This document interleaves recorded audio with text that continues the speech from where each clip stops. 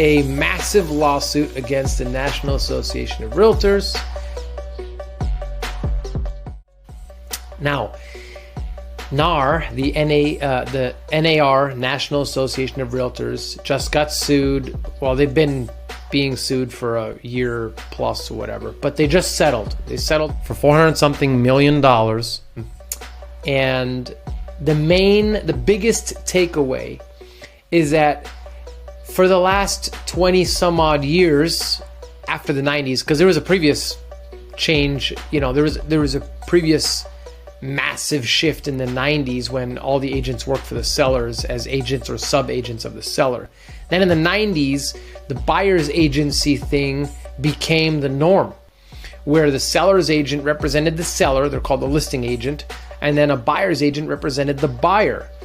And the buyer's agent job was to be, I think, a fiduciary to the buyer and help them do their due diligence, make wise choices, do their research. I mean, this is what a good agent should do. Some agents didn't do this, and of course they got a bad rap, but you're supposed to help your buyer do their research, do their due diligence, make an informed decision, and guide them through a very complex transaction, which happens to be one of the largest transactions of most Americans.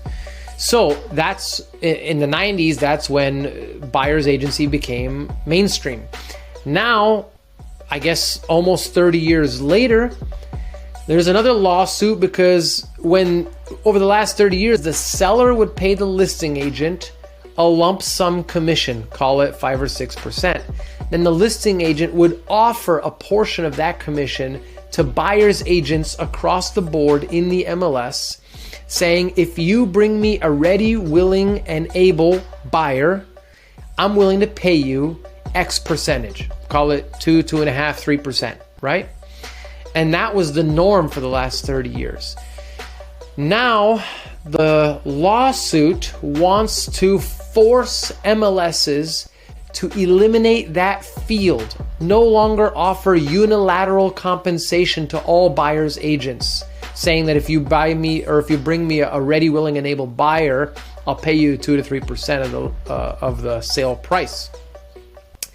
They want to outlaw that field in the MLS. So now a seller will negotiate with the listing agent, the commission they'll pay them, and then a buyer will also negotiate with the buyer's agent what they're willing to pay their buyer's agent for giving them good representation.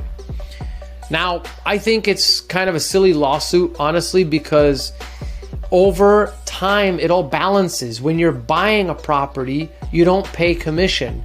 When you're selling a property, you pay both commissions. So as a cycle, it balances itself out. When you buy, you pay nothing. When you sell, you pay twice. So the average is you pay 1 and 1 as a buyer and a seller over the 10 years or 20 years that you live in a home. Now they just want the seller to pay their half of the commission and the buyer to pay their half of the commission. So this is going to create a lot of shifting in the market, and buyers are not going to know how to approach this with their agents because they don't know the norms, and now it's going to become this thing. But overall, it might not be that bad because now buyers' agents should sit down and have a formal conversation with their buyers to say, if you want to hire me to help you buy a home, this is our formal agreement. And I think a formal agreement is a good thing because over the years, sometimes buyers would just tell all their friends who are agents, hey, I'm thinking about buying a home. If you see something good, let me know. And they just have this non-relationship or non-agency relationship with 10 buyers agents out there. No one's actually giving them real good service. So now I think it's going to force it's going to shake out the dead weight in the industry and force the true professional agents to present their cases to their clients and say, hey, Mr. Seller, I'm going to do a great job for you. You should hire me and no one else. Hey, Mr. Buyer or Mrs. Buyer, you should hire me. I'm going to do a great job for you. Please hire me and no one else. And so a listing agent will work with a seller and a buyer's agent will work with a buyer exclusively in writing formally. So I think that's going to be a good thing in the long run, but there's going to be a lot of messiness in the meantime. So I hope this was informational for you. If you have any questions, please give me a call. I'm happy to talk about it anytime. I'm an open book, and I wish you the very best in your day, in your week, in your search for a home, or in your pursuit of selling a home. God bless you. Talk to you soon.